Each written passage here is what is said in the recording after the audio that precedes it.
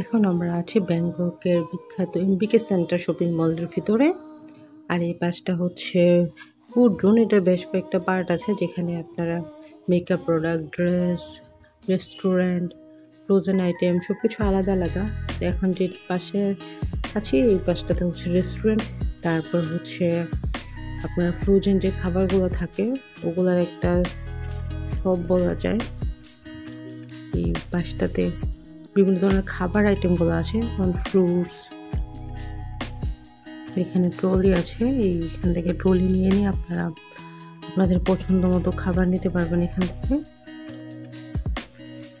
আর এই পাশটাতে আছে মানে ওয়াশরুমের ইউজের জিনিসপত্র, লাইক সাবান, শ্যাম্পু, হ্যান্ড ওয়াশ, এই টাইপের সব প্রোডাক্ট।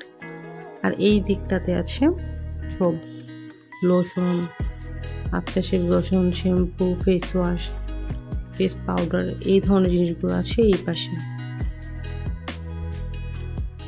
তো শপিং মল মোটামুটি ঘোরা শেষ। শপিং মলটা শেষ করে আমরা চলে আসছি এমবিকে সেন্টারের সামনে যে ফুটপাথটা আছে সেইখানে। আর এখানে আপনারা সব একদম টাটকা ফ্রুটস দেখতে পাচ্ছেন। এই ফ্রুটসগুলা ছোট ছোট প্যাক করা আছে। এই প্যাকেটগুলা বাংলাদেশি টাকা 100 টাকা থেকে 150 টাকা। আর ফ্রুটসগুলো আসলে একদমই ফ্রেশ, মনে হচ্ছে গাছ থেকে পেরে নিয়ে সার্ভ করা হচ্ছে কেটে। আর ফ্রুটসের দোকানগুলোর পরে এখানে পেয়ে যাবেন আরও কিছু মানে গিফট আইটেমের দোকান বা ব্যাগ, ড্রেস, স্যান্ডেল, যা যা লাগে সবই আছে মোটামুটি।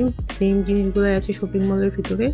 শপিং মলে একটু প্রাইসটা বেশি আর এখানে হচ্ছে প্রাইসটা কম, যেহেতু ফুটপাথ এই জন্য অনেকটা রিজনেবল প্রাইসে আপনার প্রোডাক্টগুলো পেয়ে যাবেন। কিন্তু এটার কোয়ালিটি কিন্তু অনেক ভালো, আপনার মনে করার কোনো কারণ নাই যে কোয়ালিটি খারাপ। এটা কোয়ালিটি অনেকটাই ভালো, জিনিসগুলো অনেক সুন্দর।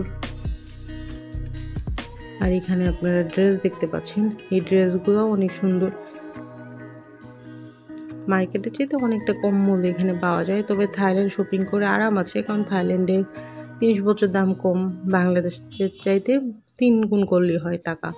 কিন্তু সিঙ্গাপুর, মালয়েশিয়া ওখানে গেলে হয় কি, যখন আমরা টাকায় কনভার্ট করি তখন অনেক দাম পড়ে যায়। আর এই পাশটাতে মানে ব্যাগ, লাগেজ। ভালো থাকবেন, আল্লাহ হাফেজ।